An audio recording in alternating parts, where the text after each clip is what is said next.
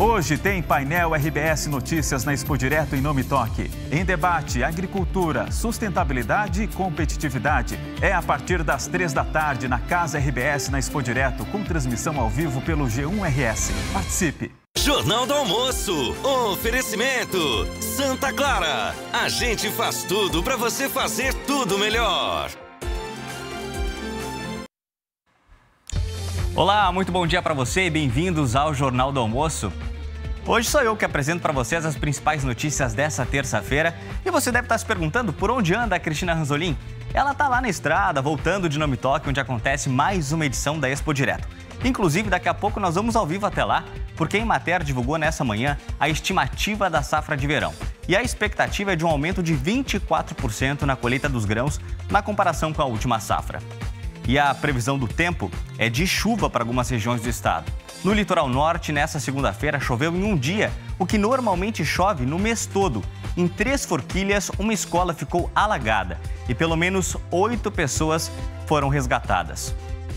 Nós vamos falar também de casos de violência envolvendo policiais. Números divulgados pela Defensoria Pública do Estado mostram um aumento de mais de 40% nos atendimentos envolvendo esse tipo de denúncia entre 2021 e 2022.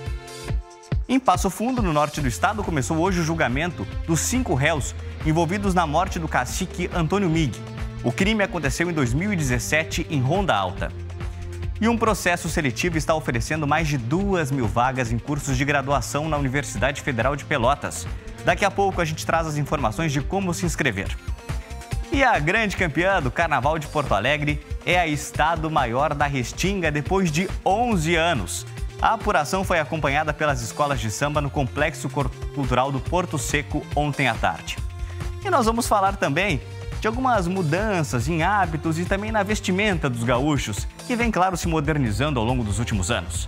O repórter farroupilha Giovanni Grisotti conversou com um dos cantores mais gaudérios aqui do estado e até ele está aceitando alguns modernismos. Tem ainda, é claro, todas as notícias do esporte, muita informação para você. O Jornal do Almoço está no ar.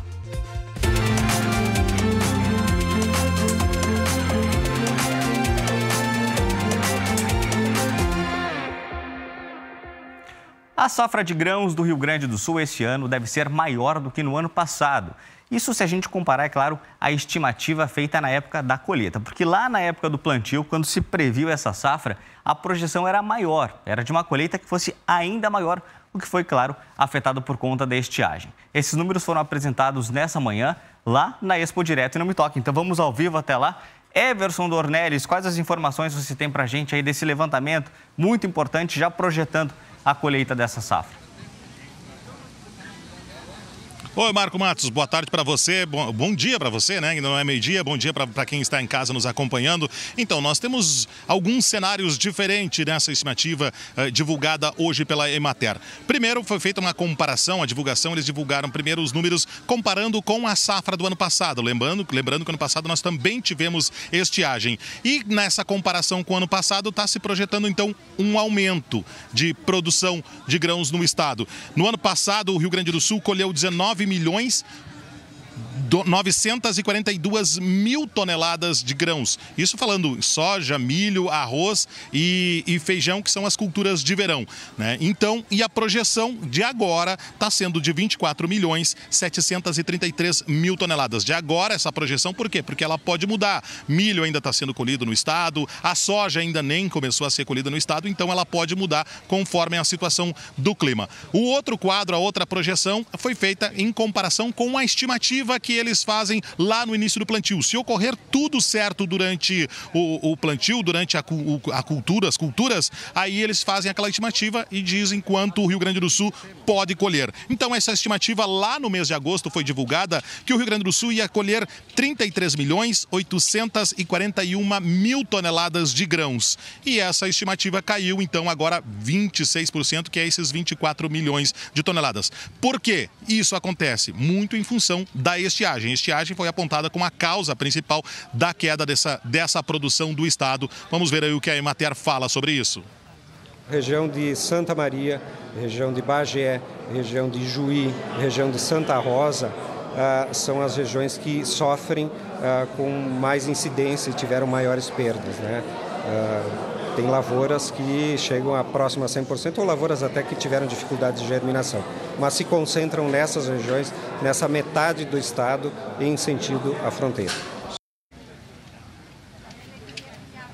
Ou seja, está bem regionalizado mesmo essa metade do estado aí, a estiagem afetando as culturas de verão. E as principais culturas que estão sendo afetadas aqui, os números divulgados: milho grão, menos, a queda foi de 41%, milho silagem 40% e a soja 31%, Marco Matos, de queda. É realmente uma queda muito expressiva, Everson. Obrigado pelas suas informações. A gente viu aí a queda no milho, principalmente o milho silagem, que é esse usado para alimentar os animais.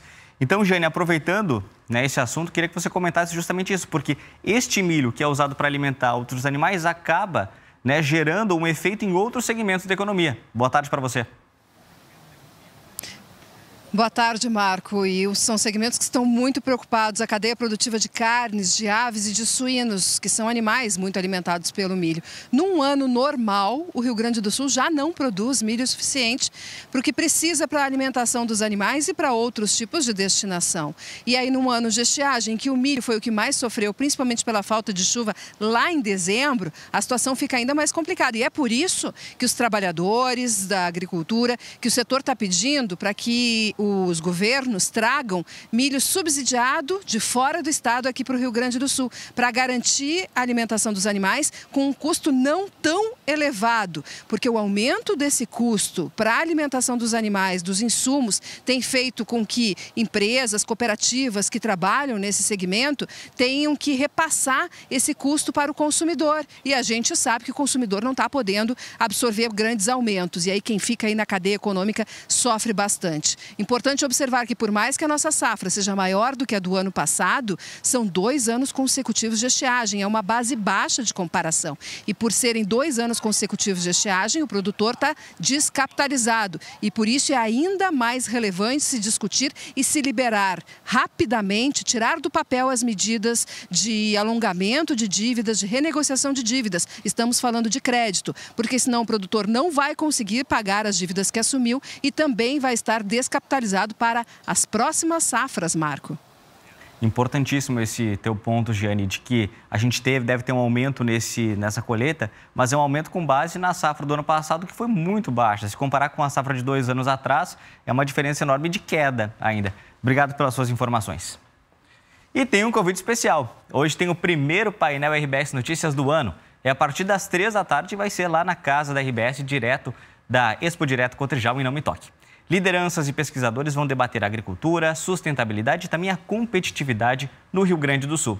Você pode acompanhar de onde estiver. O evento vai ser transmitido ao vivo pelo nosso site, o G1RS. Agora tem a previsão do tempo. Hoje não é comigo, é com o Jefferson Ageites. Tudo bem, Jefferson? Tudo bem, bem-vindo de volta das férias. Obrigado. Mas a gente tem que falar de um assunto muito complicado para moradores do litoral norte, porque eles estão tentando, gente, recuperar os prejuízos provocados pela chuvarada da segunda-feira. Isso, Marco. Municípios do litoral norte foram os mais prejudicados. Litoral norte, assim, na encosta da serra, ali, municípios Três Forquilhas, Itati, Maquiné, os municípios da encosta da serra já chegando no litoral, as famílias foram fortemente atingidas pela chuva ontem, muitas tiveram que ser retiradas de casa, aulas em escolas foram suspensas e estradas sofreram estragos. Depois do temporal, os moradores de Três Forquilhas aproveitaram o dia de sol para a reconstrução. Ontem, a chuva que atingiu a cidade provocou inundações, alagamentos e destruição. Na casa do Sérgio, os muros caíram e o lodo tomou conta de tudo. A pior parte é o nervosismo da pessoa, então tu tá vendo que tu já tá perdendo alguma coisa, né? E não pode fazer nada pela força do rio e a água começa a entrar pela frente, por baixo, e aí tu quer salvar uma geladeira, quer salvar alguma coisa, entendeu? Então aí nessa época tu tem que manter a calma. Foram quase 130 milímetros de chuva em um único dia, quantidade prevista para o mês inteiro. E com a elevação do rio Três Forquilhas, os transtornos surgiram. A lama entrou nas casas de muitos moradores. Aqui assim era tudo só água, muita água. Na frente de casa, em redor, era água funda. E aí a gente tentou, né, impedir que entrasse, mas não tinha o que fazer, né? As perdas na agricultura também foram grandes. O Douglas está contabilizando os prejuízos na propriedade. Em agosto do ano passado a gente tinha plantado milho, depois a gente colheu o milho e plantou aipim, batata doce, agora estava começando a plantar o feijão de vagem, rabanete, todas essas coisas. Ia começar agora, mês que vem, a plantação de ervilha. Perdeu tudo? A ervilha ainda não, porque não tinha plantado, né? Mas o resto aqui que tinha plantado foi tudo. Esta aqui é uma estrada que liga a região central de Três Forquilhas à Vila Boa União. Por aqui, as águas do rio Pedras Altas subiram e tomaram conta da estrada. Os moradores estão se arriscando. A Prefeitura de Três Forquilhas vai encaminhar ainda hoje o decreto de situação de emergência. É muito triste, né? Olhar todo esse estrago, mas não temos como controlar a natureza. A gente vai fazer um levantamento básico juntamente com a Emater e vamos decretar sim, preciso de ajuda do governo do estado, com aporte de recursos para conseguir resgatar o acesso às lavouras, acesso das estradas. Escolas tiveram que suspender as aulas. A travessia de pedestres que liga Três Forquilhas a Itati também foi interrompida. Em Terra de Areia, uma mulher foi arrastada pelas águas na noite passada. Ela foi encontrada sem vida pelo Corpo de Bombeiros na manhã de hoje. Foi muita chuva, realmente. A gente viu o Eduardo Paganella gravando ali agora de manhã, sem chuva, inclusive com sol. Já tinha sol, você viu? Já tinha sol, mas infelizmente a gente tem mais previsão de chuva para o litoral norte a partir de hoje à tarde. Tem sim, Marco. A boa notícia é que devem ser pancadas isoladas de chuva. Pouca quantidade, inclusive, pelo menos. Essa é uma boa notícia, né? Aqui no detalhe eu trouxe para vocês a previsão para Três Forquilhas, um dos municípios que você viu na reportagem, né? Em Três Forquilhas deve chover, então, hoje, amanhã, quinta, sexta e sábado, mas é muito menos, olha só, 4 milímetros quarta e quinta-feira, 6 na sexta e 8 no sábado. Ontem choveu mais de 100 milímetros, então é uma diferença bem grande, né? E aqui vai ser um pouco a cada dia.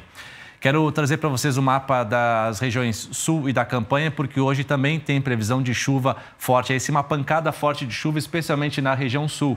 Em Pelotas, máxima de 29 graus.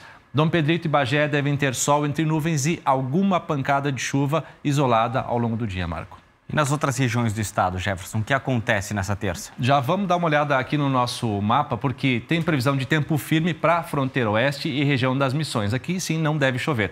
Pode chover de forma isolada, então, na região da campanha, como eu mostrava, região central Santa Maria, nos vales, litoral norte e também na serra. Pode ocorrer uma outra pancada isolada ao longo do dia. Temperaturas máximas agora na tela, 34 em Uruguaiana e Alegrete, 29 em Livramento e 30 em Santa Maria. Vamos dar uma olhada no tempo ao vivo em Rio Grande agora.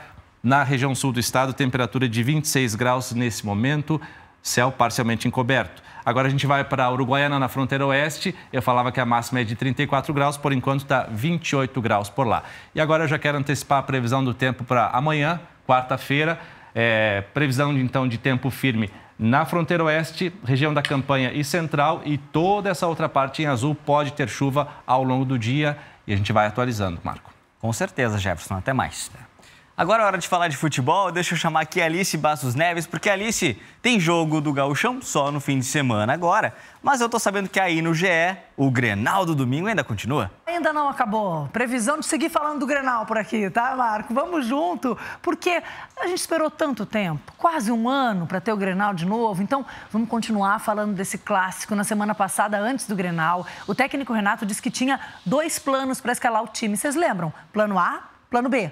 Ele escolheu um time com o Vina no meio-campo, sem um atacante pela ponta, como ele tanto gosta, e acabou dando certo, né? Que plano foi esse? Tinha dado certo também nos jogos anteriores, mas o Renato não disse se esse era o A ou o B. A gente vai analisar as escalações, discutir que planos eram esses e também as variações que o Renato pode fazer na equipe daqui para frente. Quem sabe vem o C, D, E, F, G, H.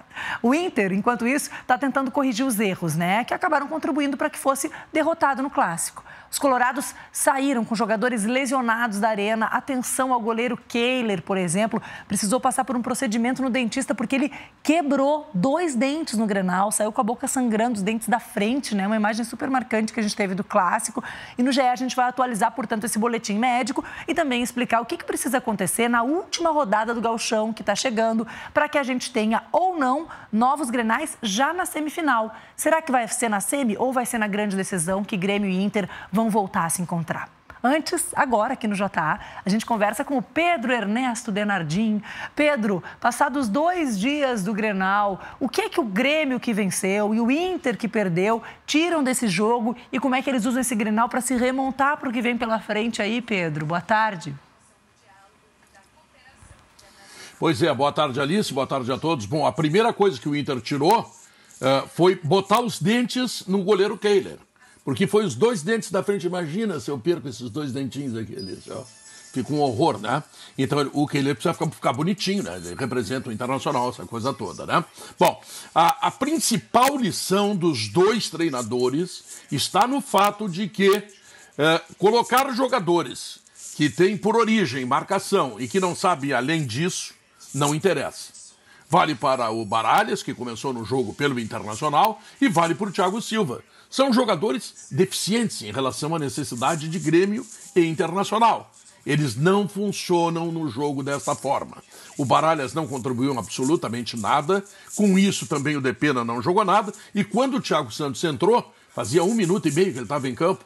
Não é que o Alan Patrick pega a bola, passa por 1, por 2, por 3, mete no meio das canetas do Thiago Santos e aí sai o gol do Internacional. Então esta é a lição principal. A outra lição para Mano Menezes é que o melhor jogador do Inter no campeonato, ao lado do Alan Patrick, que é o Pedro Henrique, ele não é centroavante, ele não pode jogar de costas com o Kahneman atrás dele bufando. Imagina, o Kahneman lá, sabe, bufando atrás do coitado do Pedro Henrique, ele não conseguiu jogar, não tocou na bola. Então, isto não dá para ser assim, tá? E o Grêmio precisa saber que o João Pedro, o Renato precisa saber, é muito melhor que o Fábio, pelo menos até agora. Eu sei, a amostragem ainda é muito pequena, não pode ser definitiva, mas tu imagina, Alice, que ele entrou no jogo contra o Novo Hamburgo e fez o cruzamento para o Vina fazer o gol. E depois ele entrou no Grenal e fez a bola chegar no Carbajo e ele fez o gol. Então, é óbvio que esse jogador precisa jogar. Enfim, são algumas lições, mas tem outras. Não dá tempo para contar todas, senão eu fico a tarde inteira contigo aí e os caras vão encher o saco da minha cara, né, Alice? Tchau, tchau, tchau. Um beijo, Pedro. Tchau aqui no JA, no Sala de Redação, na Rádio Gaúcha. Eles seguem destrinchando mais, falando mais sobre o Grenal, que sem dúvida é um momento de atenção, né? O que acontece no Grenal continua repercutindo nas posições dos jogadores, em quem que o treinador pode ficar mais atento. E o Grenal continua repercutindo no Globo Esporte daqui a pouco com os torcedores. Segue sendo assunto entre as pessoas o Grenal. A gente acompanhou uma colorada e um gremista antes do jogo, com as provocações entre eles, as cornetas, os palpites.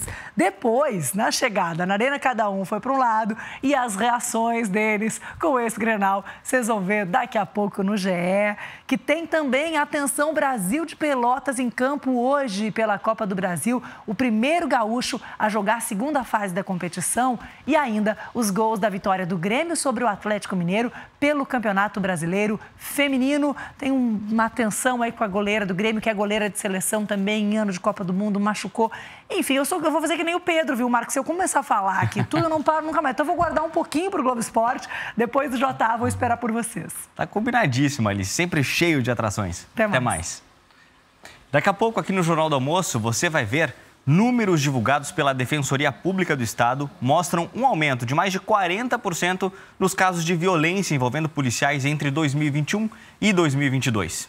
E ainda, começou em Passo Fundo o júri de 5 réus acusados pela morte do cacique Antônio Mig. O crime aconteceu em 2017, em Ronda Alta, na reserva indígena da Serrinha.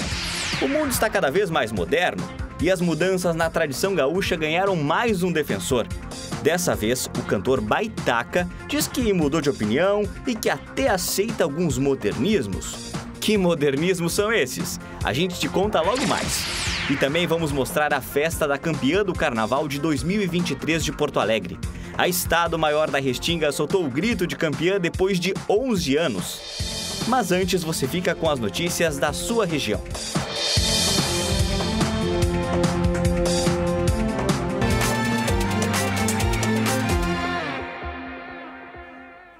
Aqui na região metropolitana, a gente te mostra como está o andamento da aplicação da vacina bivalente contra a Covid-19. De acordo com a Secretaria Estadual de Saúde, 103.313 doses foram aplicadas. Isso representa apenas 8,4% do público-alvo total dessa primeira etapa da campanha, que compreende 1.218.388 pessoas. É importante a gente destacar que esse número total inclui inclusive aquelas pessoas que nesse momento não atendem os critérios para a vacinação, que são a última dose há menos de 4 meses ou o esquema primário completo com 2 primeiras doses ou dose única. Mesmo assim, esse número é muito baixo. A dose bivalente é uma versão atualizada da vacina usada na campanha a partir de 2021. Ela foi elaborada com base na variante original do coronavírus e também na Omicron, que atualmente é a de maior circulação. O público prioritário é formado pelas pessoas de 70 anos ou mais, pessoas com problemas crônicos de saúde que vivem em instituições de longa permanência, indígenas, ribeirinhos e também os quilombolas. Agora, gente, ainda falando de vacinação, mas aí daquela vacinação do esquema normal para as crianças, a gente tem que reforçar aqui que muitos pais não estão levando as crianças para se vacinar. E foi por isso que a Prefeitura de Caxias do Sul começou uma pesquisa para entender por que a procura pelas vacinas para as crianças está tão baixa na cidade. Aos 6 meses, a Isis já tem o cartão de vacinação bem preenchido. A mãe dela, a Graziele, não deixa de lado o cuidado e está sempre atenta para não passar o prazo de cada uma das doses. É assim também com as outras 2 filhas. Eu vou cuidando no calendário, anoto em casa o dia que tem tal vacina de qual menina e vou levar. Sempre, todo mês é assim.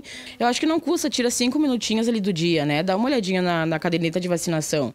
Mas o cuidado nem sempre é de todos. Dados da Secretaria Municipal de Saúde mostram que nenhum dos 10 imunizantes do calendário infantil atingiu a meta estipulada pelo Ministério da Saúde em Caxias do Sul no ano passado. A vacina contra a poliomielite, por exemplo, alcançou cerca de 83% das crianças. Já a da febre amarela tem a menor cobertura, com menos de 67% das crianças imunizadas. A cobertura vacinal preocupa equipes de saúde. Por isso, a Prefeitura de Caxias do Sul começou uma pesquisa com pais e profissionais médicos. O objetivo é entender os motivos da baixa procura pela vacinação e traçar estratégias para melhorar os números. Com esse dado agora concreto, talvez a gente consiga pensar em novas estratégias, né? Então, a gente observa que, além às vezes da dificuldade de quem quer acessar conseguir, a gente observa que às vezes fica essa parte nebulosa da real proteção ou do que para que elas servem em virtude dessas fake news, né? Entre as ações já desenvolvidas pelo município estão revisão de cadernetas de vacinação em escolas públicas, ampliação de horário em 7 unidades básicas de saúde e mutirões. Mesmo assim, doenças graves estão deixando de ser prevenidas. A vacina é a única forma de proteção real contra a doença, né? É a única forma verdadeira em que a gente previne a aquisição da patologia ou, se vier a apresentar ela com sintomas e com um desfecho muito mais favorável, às vezes sem necessidade de internação, ou como a gente via antigamente, sem ter mortes, né, relacionadas ou sequelas graves, né? A pesquisa, que é online, segue até o dia 31 de março. O link está sendo enviado para médicos e para a rede pública e privada de educação, e assim direcionado para os pais. Me sinto orgulhosa de saber que sim, elas estão cuidadas, estão vacinadas. É cuidado, é amor, é carinho, é respeito, porque sim, elas precisam, e para crescerem bem, né? E foi confirmado ontem pela Secretaria Municipal de Saúde de Porto Alegre o segundo caso de dengue contraído aqui mesmo na cidade. O paciente mora no bairro Vila João Pessoa, na zona leste da capital. Além desses casos contraídos em Porto Alegre, outros 11 importados também estão confirmados. O assunto agora é educação. Em Dom Pedrito, na região da Campanha, estudantes de uma escola ainda não conseguiram voltar às aulas, porque o prédio foi atingido por um temporal em 2019 e ainda precisa de reparos. Faz 3 anos que o cenário por aqui é esse, onde deveria ter alunos, há pregos, sujeira e vidros quebrados. Já na época, quando aconteceu o temporal, em 2019, nós nos reorganizamos em salas e tudo. E de lá para cá, nós vamos nos reorganizando cada vez mais. Nós temos biblioteca junto com supervisão e secretaria, algo que para uma escola grande que tem em torno de 400 alunos, isso causa um transtorno bem grande. Nós não temos os setores todos organizados como nós sempre tivemos e cria um tumulto. Trabalham várias pessoas na mesma sala, nós recebemos pais junto com a biblioteca, com a secretaria, com a supervisão. Transtorno que a Cíntia sabe bem como é. Ela tem 2 filhos matriculados na escola. Sim, prejudica muito, né? E a preocupação dos pais, não como só eu como mãe, todos os pais, né? Se preocupam com os nossos filhos, dias de chuva mesmo, né? Chove ainda nas aulas, tem aulas que tem goteira, várias goteiras. Tem crianças mesmo que têm pânico de vir para a escola, né? Dia de chuva. Mais um ano letivo inicia e, de novo, os mais de 400 alunos desta Escola Municipal de Dom Pedrito retornam para as atividades e encontram a escola precisando dos mesmos reparos. Em algumas salas, falta piso, falta luz e a quadra de esportes continua com o telhado daquele jeito. A chuva e as intensas rajadas de vento afetaram a estrutura do ginásio, que até hoje está sem condições de uso. Todo o telhado da escola também foi levado, deixando salas inteiras alagadas. Esta, por exemplo, segue inutilizada. A obra para recuperar o espaço esbarrou na burocracia. Uma empresa chegou a ser contratada pela prefeitura para realizar os reparos, porém não concluiu o contrato. O projeto foi refeito e licitado 2 vezes, mas nenhuma empresa se interessou. Agora a prefeitura afirma que atualizou o projeto para licitar novamente. E agora nós estamos concluindo um novo projeto, muito mais amplo do que o inicial, que hoje gira em torno de R$2.800.000, ou seja, é o maior investimento de reforma e reestruturação da rede municipal de ensino de Dom Pedrito, numa única escola. Esse projeto está pronto e muito em breve será marcada a licitação desta obra. A gente espera que a gente consiga dar início dessas obras lá pelo mês de abril, início de maio. Nós estamos na expectativa, né? Que tomara que arrume, comece. Tem que arrumar sim. A seguir a gente fala da duplicação da Avenida Tronco na capital, uma obra da Copa de 2014 que está em fase final e ainda causa transtornos para os moradores da região. Agora, 12h15, a gente confere como está o tempo em Porto Alegre. A chuva está chegando por aqui, temperatura na capital de 27 graus. Daqui a pouco todos os detalhes da previsão do tempo aqui para a nossa região, também para a região dos vales. A gente volta na sequência.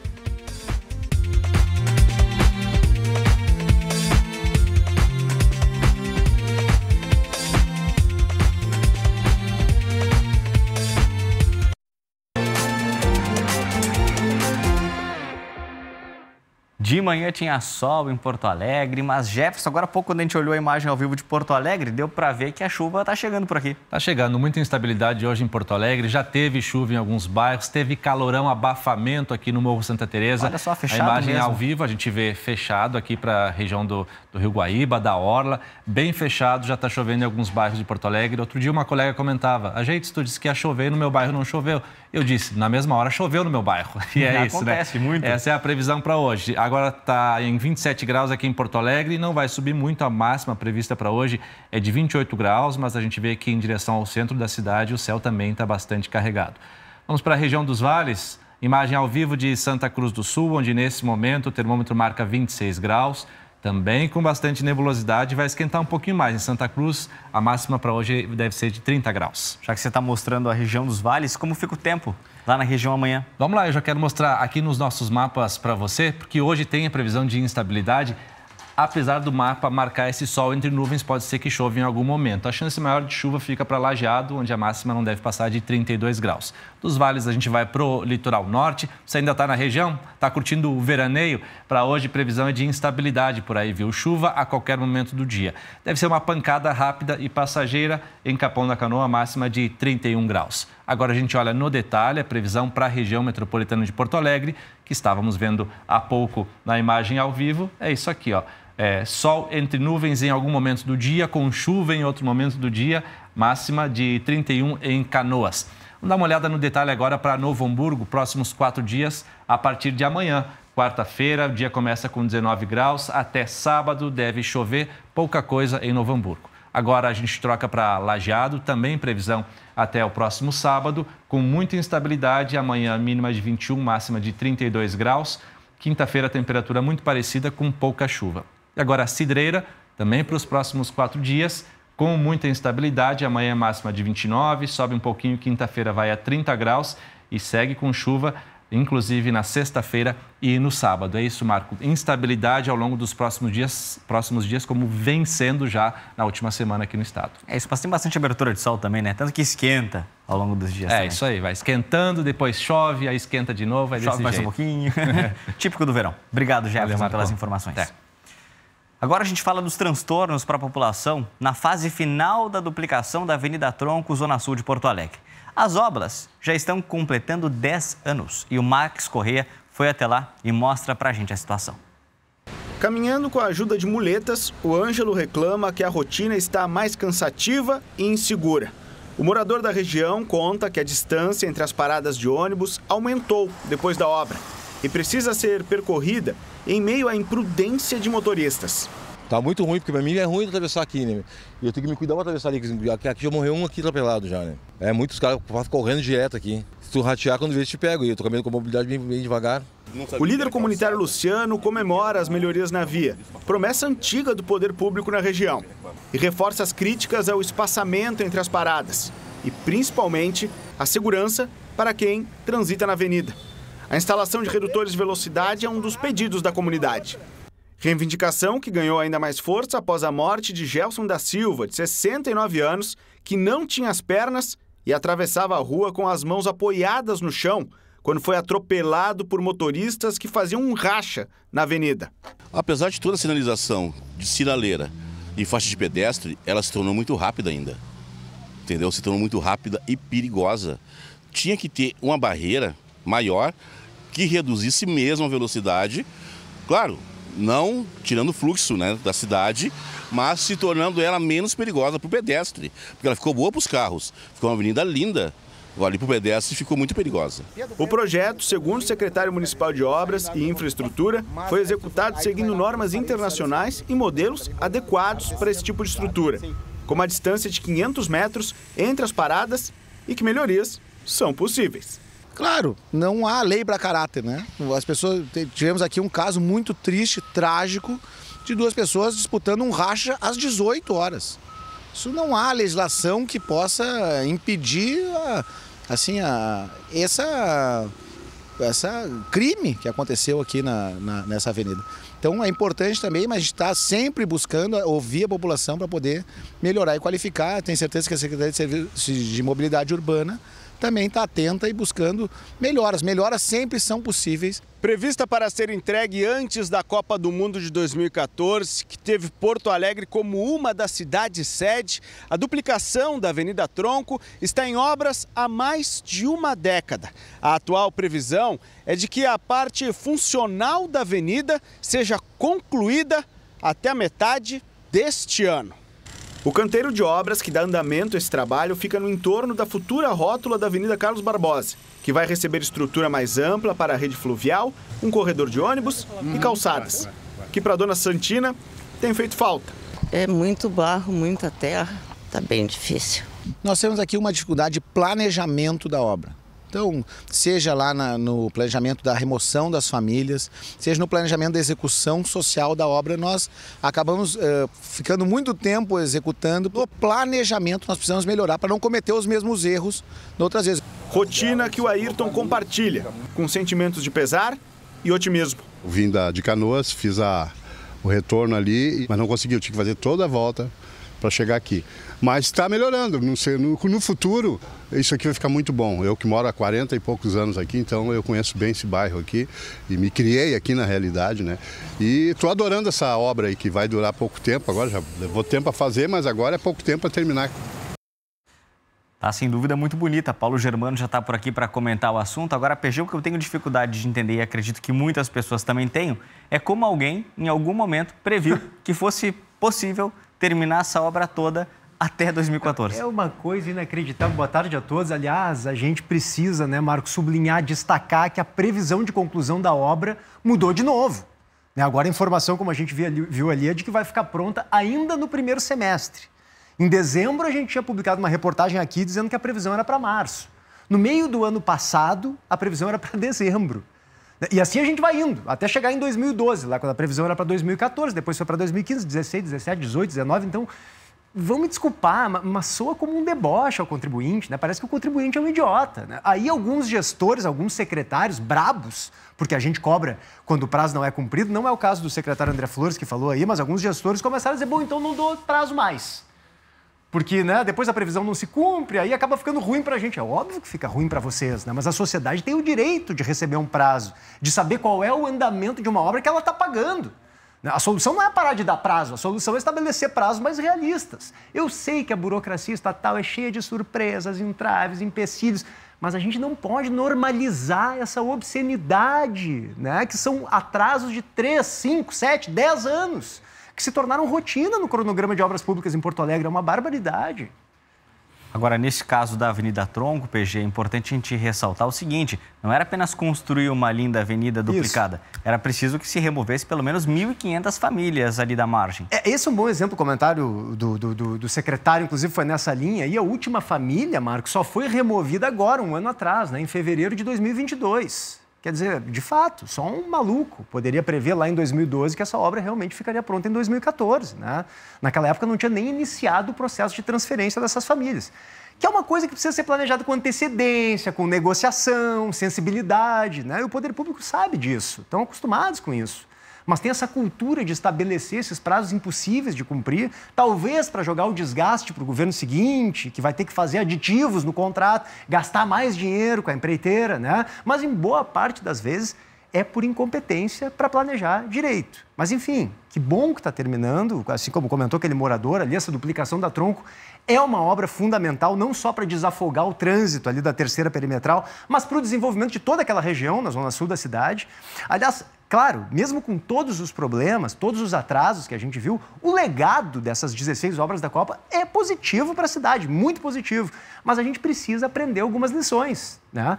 A principal, parem de planejar mal e dar esses prazos delirantes aí, porque ninguém acredita mais nisso. Ah, uma outra coisa, né, Marco? Tá um Deus nos acuda, aquela Tronco ali, né? Pelo amor de Deus, virou uma terra de ninguém. Não dá para deixar as coisas assim. Não é porque tá inconcluída que ela não precisa ser cuidada. Tá uma loucura aquela situação. Sem dúvida. E a gente fica de olho sempre, né? Acompanhando tudo que acontece ali nessa importante avenida de Porto Alegre. PG, obrigado pelas suas informações. Tchau, tchau. Desde o começo da manhã de hoje e até a próxima quinta-feira, o plano diretor de Porto Alegre está sendo discutido em uma conferência. Esse plano define, por exemplo, para onde a cidade pode crescer. O Arildo Palermo está lá na PUC, onde acontece o evento, e tem mais informações para a gente. Boa tarde, Arildo. Oi, Marco. Boa tarde para ti, boa tarde para todo mundo. Isso mesmo, os participantes da revisão do plano diretor aqui da capital estão reunidos aqui no Salão de Atos da PUC, nesse momento assistindo a palestras. A ideia por aqui é indicar o que pode ser melhorado e também os pontos positivos no dia a dia de todos os porto-alegrenses.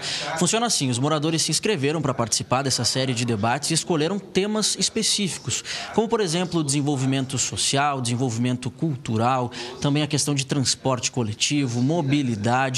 Tudo isso vai ser debatido nos próximos dias aqui no Salão de Atos da PUC. Nesse primeiro dia eles estão assistindo a essas palestras, estão previstas 14 conversas sobre todos esses temas com opiniões diferentes. Amanhã esses participantes vão se reunir em salas separadas e eles vão debater especificamente os temas que eles escolheram. E no último dia, então, os resultados desses debates serão apresentados à Prefeitura e a Secretaria de Meio Ambiente vai levar em consideração na hora de planejar o planejamento municipal, né, do próximo plano diretor aqui da capital.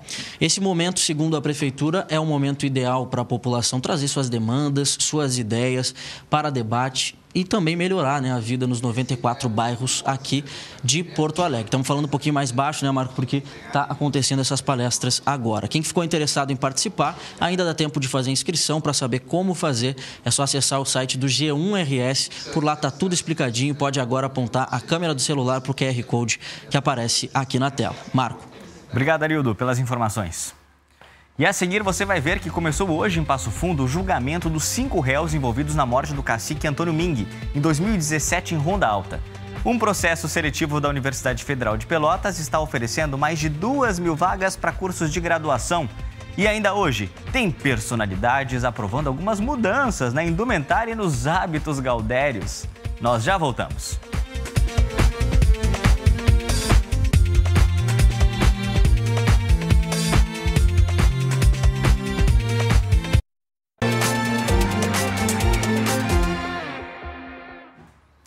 casos de violência policial aumentaram 41% em um ano aqui no Rio Grande do Sul. A Lilian Lima, do G1RS, levantou esses dados para a gente, inclusive dados divulgados pela Defensoria Pública do Estado. Lilian, quais crimes são os mais denunciados? Olha, Marco, a maioria das denúncias é de casos de violência física. Há relatos de ameaças verbais, sufocamento, invasão de domicílio, choque elétrico, destruição ou apreensão de bens, entre outras formas de violência praticadas por policiais. De acordo com os dados da Defensoria Pública aqui do Estado, os casos de violência envolvendo os policiais saltaram de 751 no ano de 2021 para 1.061 no ano passado. Apenas no Núcleo de Defesa dos Direitos Humanos foram relatados 625 casos que envolveram quase 500 agentes da Brigada Militar, 88 da Polícia Civil, 13 da Guarda Municipal de Porto Alegre, 8 envolvendo Brigada e Polícia Civil e 4 da SUSEP. A região metropolitana de Porto Alegre concentra a maioria dessas denúncias. Na capital, são 300, Canoas, 40, São Leopoldo, 33, Alvorada, 27 e Viamão, 23. Esses números da Defensoria dão a dimensão de um problema que pode ter desfechos trágicos, como no caso do jovem Gabriel Marques Cavalheiro, que desapareceu em agosto do ano passado, depois de uma abordagem policial. Ele foi encontrado morto em um açude de São Gabriel. 3 policiais respondem por esse crime. Em janeiro desse ano, em Gramado, na Serra, 4 PMs foram afastados depois de agredirem 2 homens. Essa violência foi gravada em vídeo. Os policiais estão atuando em atividades administrativas. Nesse mesmo mês, em Novo Hamburgo, no Vale dos Sinos, mais 2 soldados foram presos por torturar uma mulher com um saco plástico na cabeça. Eles foram indiciados por tortura e extorsão e um processo administrativo foi aberto na Brigada Militar para expulsar esses policiais.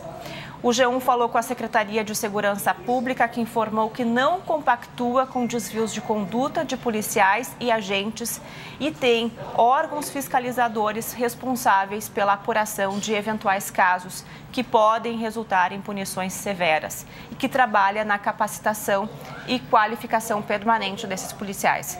Marco, é um ranking triste demais para as forças de segurança pública que deveriam estar zelando pelas pessoas. Mais detalhes desse levantamento lá no G1. Sem dúvida, são casos que não podem acontecer e que certamente não representam a maior parte dos policiais aqui do nosso estado. Começou hoje o julgamento dos réus envolvidos na morte de Antônio Ming Claudino, cacique na terra indígena da Serrinha, em Ronda Alta, no norte do estado. Ele foi morto a tiros em 2017. O repórter Guinter Scheller está acompanhando e tem os detalhes dessa manhã de julgamento. Boa tarde, Guinter. Boa tarde, Marco. Boa tarde a todos. Exatamente. 5 réus estão sendo julgados hoje no Fórum de Passo Fundo por envolvimento no assassinato de Antônio Ming, que era cacique na região de Ronda Alta. O júri começou por volta das 10 horas e um policial federal foi a primeira testemunha convocada pelo Ministério Público Federal. Ele acompanhou toda a situação durante o período do assassinato lá na reserva indígena e também relatou sobre sua experiência antes disso e familiares e outros indígenas também estão no local acompanhando. Nesse momento, há poucos instantes, o tribunal entrou em pausa para o almoço. Então, até há poucos instantes, a primeira testemunha, esse policial federal, seguia respondendo aí à justiça. A morte do cacique Ming foi um caso de bastante repercussão. Ele foi morto com 5 tiros dentro da reserva da Serrinha, em Ronda Alta, e o cacique estava em um bar e foi morto por 2 homens. O motivo do crime estaria relacionado à invasão de terras indígenas. Ele seria contrário a esse tipo de prática e outro motivo, de acordo com o Ministério Público Federal, seria a retaliação contra o cacique, porque ele foi testemunha de outro crime envolvendo Isaías Camargo, que é apontado como o mandante desse crime. De acordo com o MPF, o mandante, Isaías, é indígena e também morava na reserva e está preso.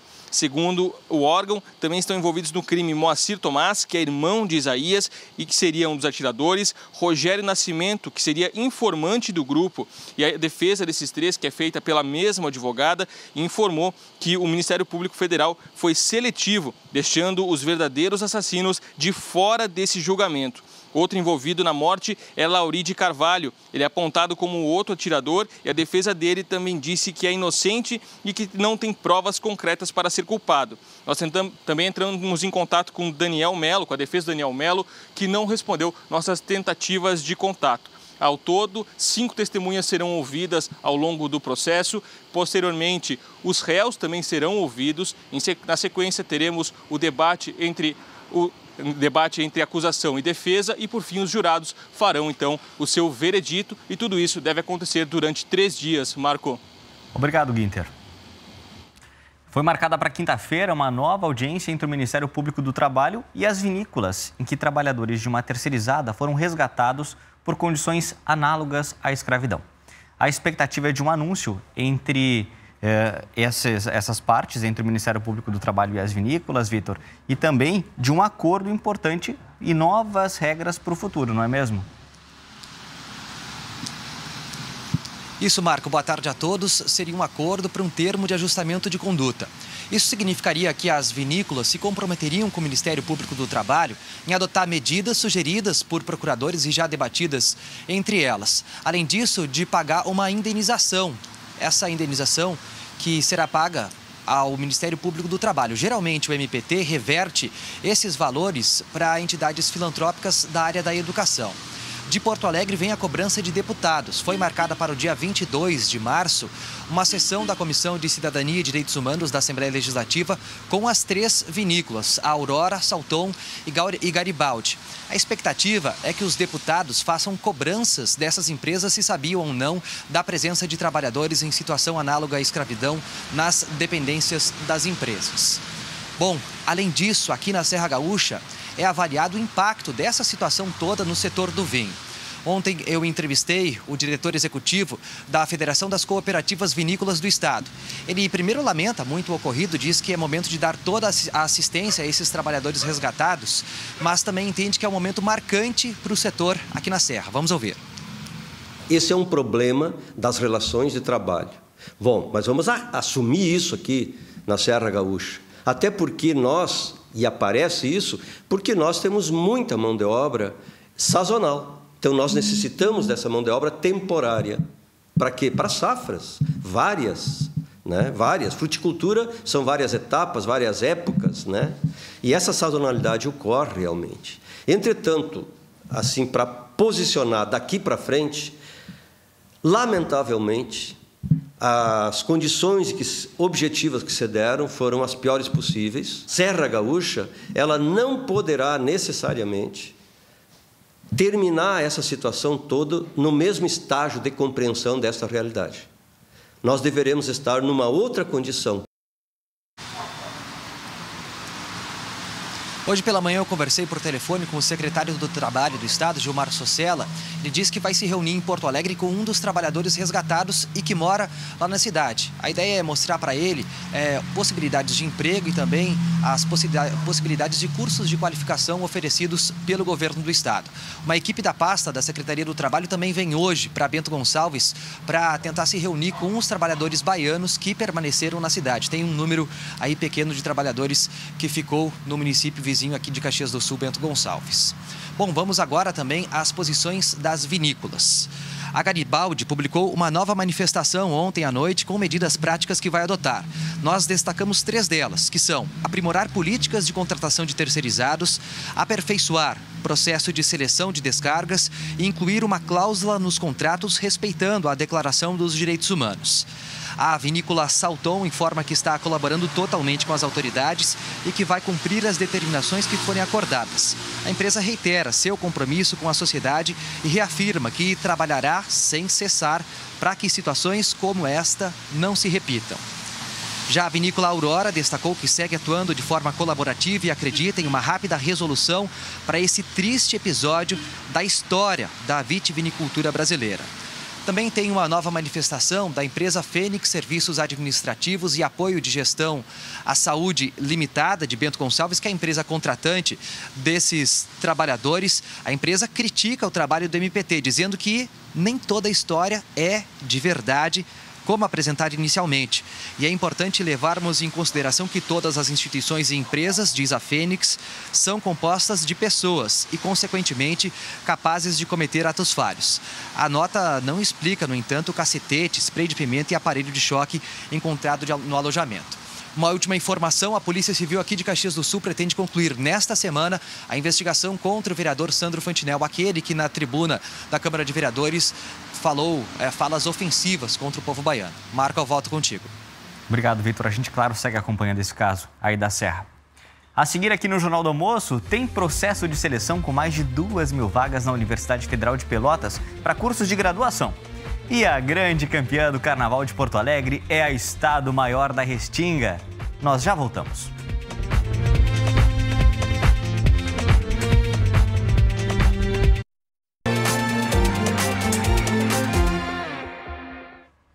A comunidade indígena da Terra do Guarita, no noroeste do estado, recebeu hoje 4.000 cestas básicas do governo do estado. A ação faz parte do pacote emergencial para enfrentar as dificuldades em saúde e insegurança alimentar dessa população. Quem está em Tenente Portela, onde as cestas foram entregues e traz agora os detalhes para a gente, é a Lavínia Fritzen. Boa tarde, Lavínia. Boa tarde, Marco. Boa tarde a todos. A entrega das cestas é a primeira etapa do programa de aquisição de alimentos para enfrentamento à insegurança alimentar da comunidade indígena da Terra do Guarita. As 4.000 cestas vão ser entregues em 18 aldeias da região. Segundo a Secretaria de Assistência Social do Estado, nesse primeiro momento, a emergência maior é nas regiões mais afetadas pela estiagem e com os maiores índices de insegurança. E é por elas, então, que vai ser iniciado o atendimento. Primeiramente, vão ser entregues uma cesta por família em todas as aldeias e vão ser contempladas as famílias mais numerosas ou mais necessitadas. Quem está cuidando de todo esse processo de entrega de todas as ações emergenciais é a Secretaria de Assistência Social do Estado, a CESAI, a FUNAI e as prefeituras de Tenente Portela e de Redentora. E o cacique da Terra do Guarita, ele falou sobre a importância dessas ações que estão sendo feitas. Vamos ouvir. Essa cesta básica vem no momento certo, num momento muito importante para que nós conseguimos dar um apoio às famílias que estão tendo dificuldade na alimentação. Lembrando que um levantamento feito ainda no mês de fevereiro revelou que foram registrados 6 óbitos de bebês na terra indígena do Guarita. As mortes, conforme as lideranças, estavam relacionadas à insegurança alimentar e à carência no sistema de saúde. Essa situação, então, desencadeou essa força-tarefa. Marco. Importantíssimo, Lavínia, que essas cestas cheguem logo aí às comunidades que mais precisam. A Universidade Federal de Pelotas, no sul do estado, está com um processo seletivo complementar que tem mais de 2.600 vagas. O Cauã Blanc está chegando por aqui para trazer os detalhes para a gente, porque essas vagas, Cauã, elas são para quem já tenha tido ou que ainda tenha vínculo com alguma instituição de ensino superior, não é mesmo? Isso mesmo, Marco. Boa tarde para ti e a quem nos acompanha. Para quem quer começar 2023 em busca do tão sonhado diploma, tá aí uma grande oportunidade. E o principal pré-requisito é esse, né? Ter algum vínculo com o ensino superior. E não importa se o candidato estudava em escola pública ou privada, todos podem se inscrever. Até mesmo quem não mora em Pelotas, mas quer vir para cá cursar uma graduação na UFPEL. São 77 cursos com vagas abertas, inclusive medicina e direito. A gente preparou uma tela para mostrar para o pessoal de casa as datas dessas inscrições. Ao todo, então, são 2.600 vagas e em 77 cursos oferecidos pela UFPEL. As inscrições para o curso de Direito já começam amanhã e vão até a próxima terça-feira, dia 14. No dia 10 de março, começam as inscrições para quem quer cursar Medicina. E de 20 a 25 de março é a vez de se inscreverem os interessados em ingressar nos outros cursos da UFPEL. As inscrições são feitas somente pela internet. Para quem ficou interessado, então, são 5 maneiras de ingresso: a reopção, a transferência, o reingresso, né, que é para aqueles que já tiveram algum vínculo com a UFPEL, e para quem já é formado tem a modalidade portador de diploma e também tem tem a opção de retomada de estudos. Para os cursos de Direito e Medicina, o processo é um pouco diferente porque são cursos muito procurados, né? E aí, para quem ficou interessado, quer mais informações sobre os cursos, é só apontar a câmera do celular para o QR Code que está aparecendo aqui na tela, que lá no G1RS tem mais detalhes. Marco, volto contigo aí no estúdio. Obrigado, Cauã. Ótimas vagas aí para quem está querendo mudar de instituição e não pagar, né? Porque é a federal. A Estado Maior da Restinga é a campeã do Carnaval de Porto Alegre. Vamos ver aqui no telão imagens da quadra durante a comemoração que invadiu a madrugada. Depois de 11 anos, a escola ali da Restinga venceu mais uma vez o Carnaval aqui de Porto Alegre. E o samba vencedor vai rolar aqui no estúdio também agora um pouquinho, não vai? Vai, A apuração aconteceu ontem no Complexo do Porto Seco e deu, então, à Escola da Restinga o seu 10º campeonato. Nosso poder nasce na comunidade. Negritude é igualdade. Com esses versos, a Estado Maior da Restinga cantou a história da escrava Anastácia e venceu a série Ouro do Carnaval de Porto Alegre. Derrama um rio de amor em minha gente, bendita é a fé que nos conduz. Glória eu, abençoa a terrinha, e ela vai ser o espelho, a mãe, vem revelar que toda preta é rainha. Vamos lá! O último título havia sido conquistado há 11 anos. Espera que acabou com quase todas as notas máximas. Estado Maior da Restinga, nota 10. Procuramos a perfeição, né? Bem dizer, a gente tirou quase todos 10, só teve uma nota 9,9. Nós fizemos um trabalho duro. Agradecer ao meu carnavalesco Luciano Maia, que foi incansável, um cara sensacional. E a gente espera continuar com ele por muitos anos na Restinga. Em segundo lugar, ficou a Unidos de Vila Isabel, de Viamão. Em terceiro, a Imperatriz Dona Leopoldina. A Escola Império do Sol foi a que menos pontuou e vai desfilar pela Série Prata no ano que vem. Quem venceu a Série Prata e conquistou o acesso para a Série Ouro foi a Copacabana. O segundo lugar ficou com a Praiana e, em terceiro, a Unidos da Vila Mapa. Parabéns mais uma vez para a comunidade da Restinga. Merecido esse título. Bombacha estreita, lenço curtinho, aquela boina no lugar do chapéu. Com o passar do tempo, o gaúcho tradicional foi se modernizando e isso acaba gerando uma baita polêmica. Uns defendendo que tradição não se muda, outros dizendo que devemos acompanhar a evolução. Numa entrevista ao repórter Farroupilha Giovanni Grisotti, o cantor Baitaca, que sempre foi um dos maiores defensores da tradição de raiz, diz que mudou de opinião e que agora até aceita certos modernismos, especialmente entre os jovens. E tem artista importante fazendo coro a essa nova tendência? Presença frequente no pódio dos campeões, o Everaldo e o Vinícius, lá de Lajeado, laçam juntos em rodeio. Mas cada um tem o seu estilo. O lenço do pai é mais comprido, assim como a bombacha mais larga, tradicional e com favos. O filho é mais descolado, prefere a pilcha mais estreita, lenço curto e camisa colorida. A liberdade, a evolução. Eu uso a camisa do meu CTG, do nosso CTG. Uso a minha bombacha, que eu gosto da minha bombacha larga. Estamos falando aqui em indumentária, né?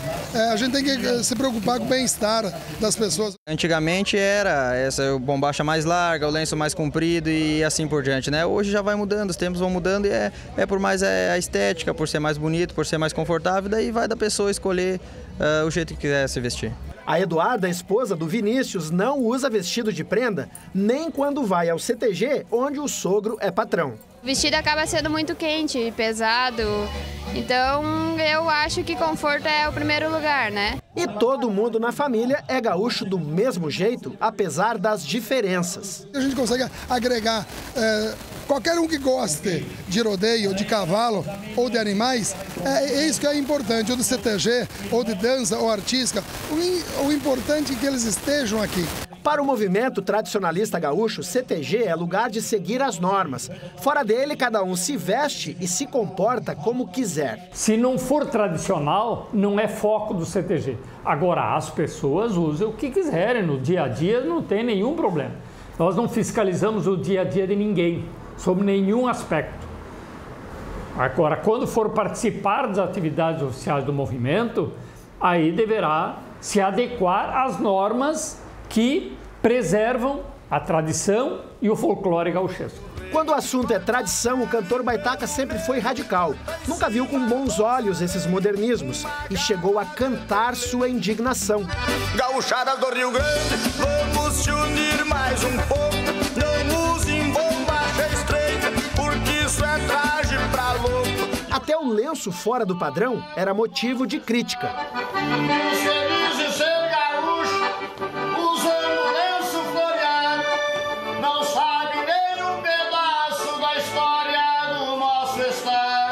Mas aí o Baitaca caiu na graça de grandes artistas sertanejos, como Fernando e Sorocaba. Através deles, a música do fundo da grota se tornou conhecida em todo o Brasil e até fora dele. Agora o cantor missioneiro defende a música sertaneja em nossos rodeios. Não porque a minha música tá sendo cantada pelos sertanejos famosos. Não por isso. Pela modificação que houve na cultura gaúcha. Hoje, se botarem um show sertanejo num rodeio, eu sou um dos que eu bater palma. O porquê? O porquê não uma música sertaneja num rodeio? Se lá tá o gaúcho moderno, tá o gaúcho raiz, estão tudo misturado.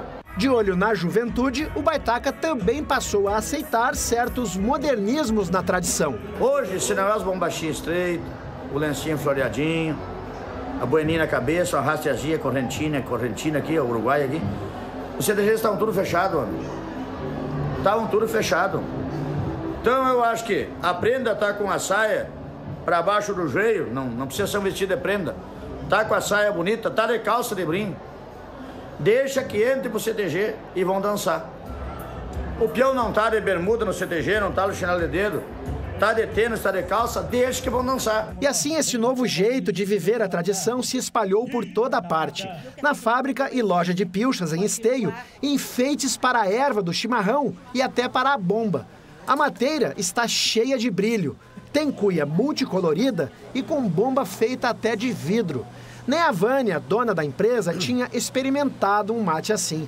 Dá até para ver a água subindo pelo cano. Chimarrão que caiu no gosto da juventude. O que muda? Não muda nada. O gosto continua o mesmo. Todos os jovens hoje adoram uma cuia diferente, uma bomba diferente. Quanto à indumentária, antigamente nós usávamos uma bombacha mais larga.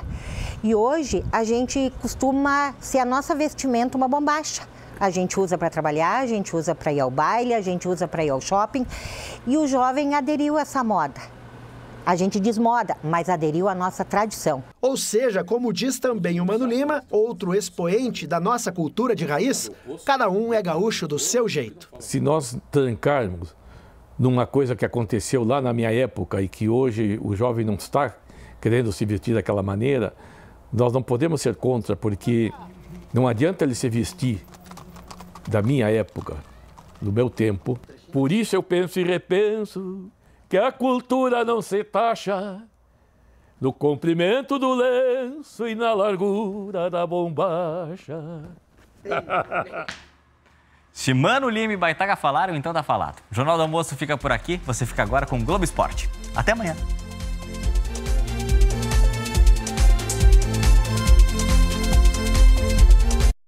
Jornal do Almoço.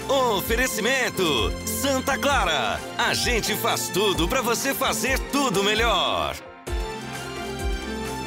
Hoje tem painel RBS Notícias na Expo Direto em Nome Toque. Em debate, agricultura, sustentabilidade e competitividade. É a partir das 3 da tarde na Casa RBS na Expo Direto, com transmissão ao vivo pelo G1 RS. Participe!